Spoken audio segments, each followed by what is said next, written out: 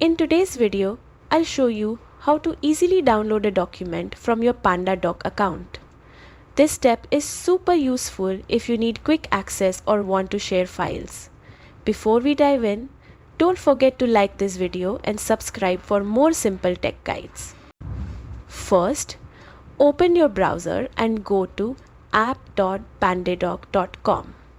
Log in with your email and password or reset it if you've forgotten.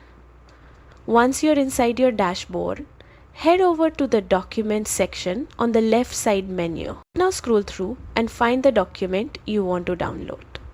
Click on it to open, then look to the top right corner of the page. You'll see the three-dot menu. Click it and from the drop-down, choose Download. Your document will now download to your computer. Depending on your browser settings, it may ask you where to save it, or it will automatically go to your Downloads folder.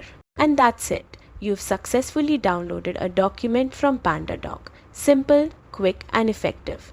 If this video helped you out, make sure to like, subscribe, and stay tuned for more 2025 tutorials.